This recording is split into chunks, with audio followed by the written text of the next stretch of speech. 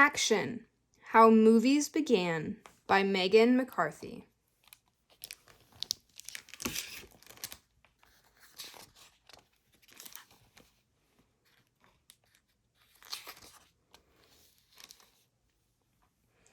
Movies. They take us on adventures, send us back in time, and introduce us to new people and places. They allow us to peek into the life of 16th century's Queen of England, or step into the colorful excitement of the 1970s disco craze. They can spark joy, sadness, and even fear. We can't imagine our world without them. When did movies start? Who invented them? The evolution of the moving picture is a long journey, with many people adding a little bit of this and a little bit of that. Throughout most of the 1800s, photography required considerably long exposure times. Therefore, a freeze-frame photo of motion wasn't possible. Art such as this painting was the only way people could imagine a horse running while frozen in time. The question is, did the artist get it right? Leland Stanford, a wealthy horse owner and once governor of California, didn't think so. Even though by the 1870s camera exposure times had shortened, the question of what a horse's running gait looked like had not been answered. Stanford asked Edward Muybridge, who was a well-known nature photographer, to help him solve the mystery. How would a man who photographed stationary scenes, such as this valley, document something moving? Muybridge came up with a clever solution. Muybridge set up a row of cameras with threads that stretched across a track. When the horses broke the threads, snap, snap, snap, the cameras recorded a series of photos. This is one example. Does the horse look the same as the one in the painting? Muybridge's photographs were inspired by the motion experiments of a French scientist named Etienne Jules Méry. The two men met while Muybridge was touring Paris in 1881. Méry wished to record birds in flight, but Muybridge's technique didn't work well with birds. Therefore, in 1882, Méry invented a handheld camera to better record motion. The photographer had to pull the trigger in quick succession to get results. These are a few of Méry's photographic studies.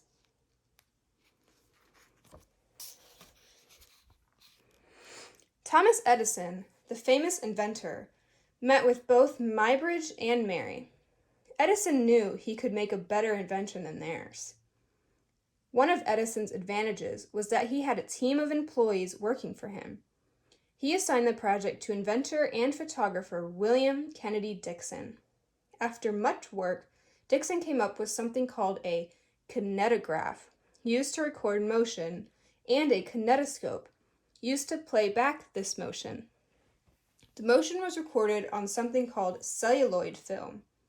That's why movies are sometimes called films today. By 1893, the inventions were completed.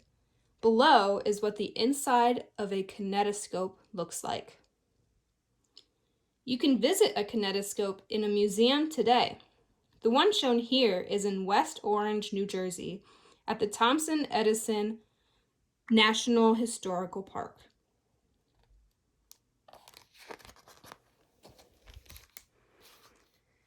The kinetograph was quite heavy, so it couldn't be transported outside. Therefore, Edison's team erected a building in which to use their new invention.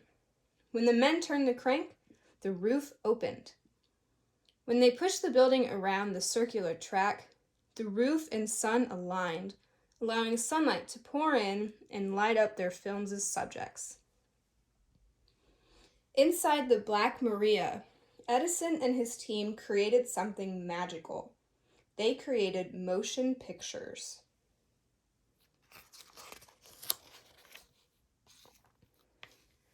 One year later, the first kinetoscope parlors opened. Inside these parlors, curious viewers peered into wooden boxes and watched slices of life animated for the first time. This is what they saw.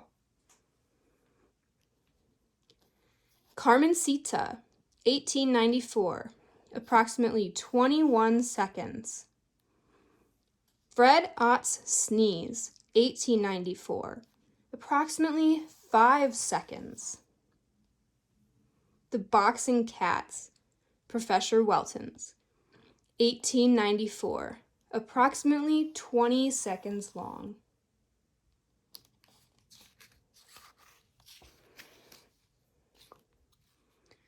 Brothers Auguste and Louis Lumiere, whose family owned a large photography supply company in France, set out to invent a cheaper and lighter film camera. The Lumieres thought watching films should be a group experience, so in addition to the camera, they invented a projector to share their films with the world. Their first public screening was in 1895. We stared flabbergasted at this sight, stupefied and surprised beyond all expression, said a magician in the audience by the name of Georges Méliès. At the end of the show, there was complete chaos. Everyone wondered how such a result was obtained. Here are some of the films shown that year. They are called the French word actuels. They are something real, a slice of life. Cinema was born.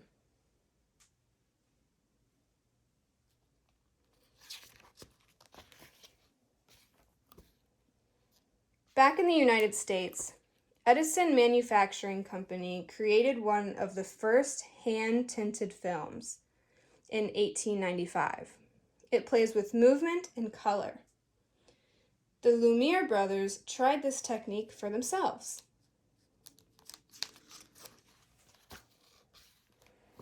After viewing the Lumiere brothers' films, Georges Méliès couldn't resist buying his own film camera. It wasn't long before the magician figured out how to do magic tricks using the camera. In this 2-minute film, he plays every role himself. What magic!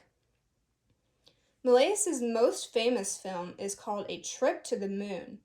By stopping the camera, placing a rocket ship in the moon's eye, and then restarting the recording, pop, a rocket ship appears to land with a splat. Méliès created a color version using the hand-printed techniques that Edison and Lumiere utilized.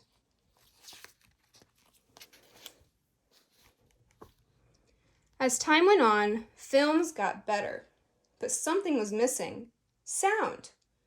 Although this filmmaking time period was called the silent era, it was hardly silent. A pianist or even an orchestra would accompany the soundless films.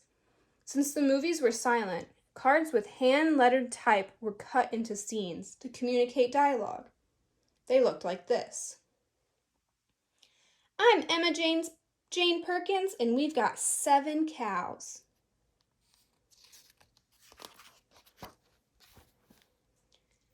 The year was 1913. We need some gags here, said a director to a young English-born Charlie Chaplin. Put on comedy makeup. Anything will do, Chaplin said of his costume. I wanted everything a contradiction. The pants baggy, the coat tight, the hat small, and the shoes large.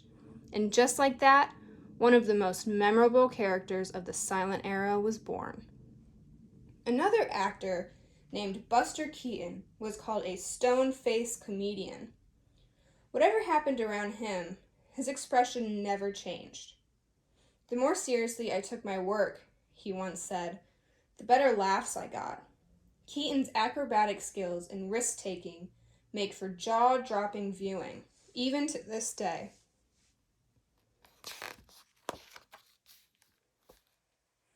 There were no special effects in the 1920s. In this scene, Keaton did the stunt himself.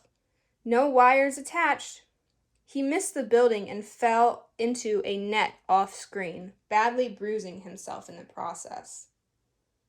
Even today, some actors do their own stunts. Although Tom Cruise was attached to a wire, he missed the building and broke his ankle. Cruise and Keaton both illustrate a daring quality that makes them riveting to watch.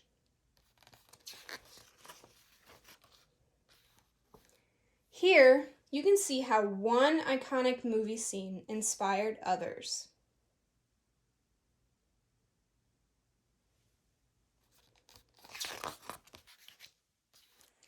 In this scene, comedian Roscoe Fatty Arbuckle sticks forks into two dinner rolls and makes them dance. Chaplin does the same thing. Watch Johnny Depp do his own excellent rendition.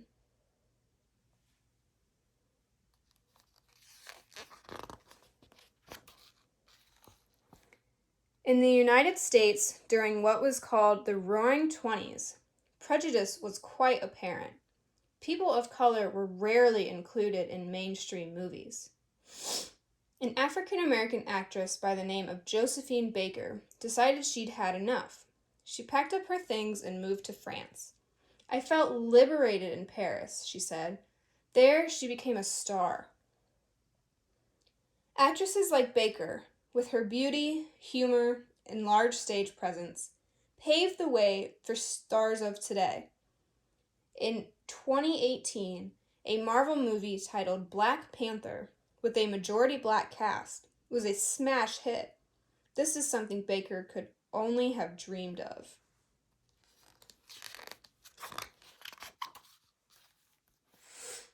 In 1925, the year that Josephine Baker moved to Paris, The Phantom of the Opera was released. During this time period, it was popular to use dyes to color parts of the films. The Phantom of the Opera effectively uses colors to create moody atmospheres using pinks, yellows, greens, and blues.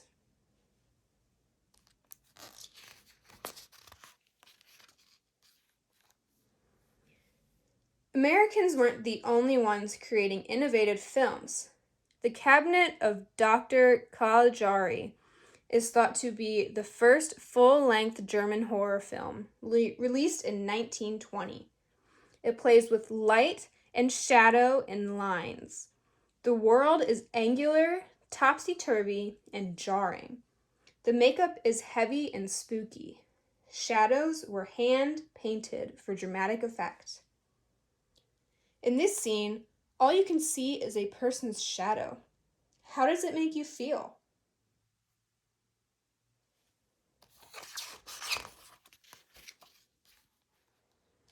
Nosferatu, also created in Germany, is an early adaptation of the book Dracula. You can see how the Cabinet of Dr. Caligari was an inspiration. Nosferatu illustrates stop-motion techniques used by earlier filmmakers, such as Georges Méliès, for scenes in which doors open and close on their own.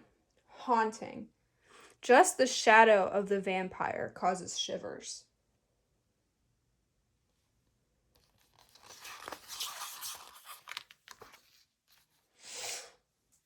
One of the earliest science fiction films that is still appreciated to this day is Metropolis. This futuristic German film remains relevant. In it, today's wealthy travel in flying vehicles and enjoy lavish garden parties while the low-paid workers suffer in a steam-filled underworld containing giant machines that must stay running 24/7. Some film critics loved it. Others hated it. Regardless of the criticism, Metropolis's innovative sets and costumes are a feast for the eyes.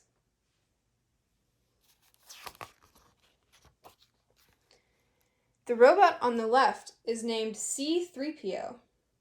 Does he look familiar? This painting is inspired by Metropolis 1927. This painting is similarly inspired by Blade Runner, 1982. Do you see this similarity?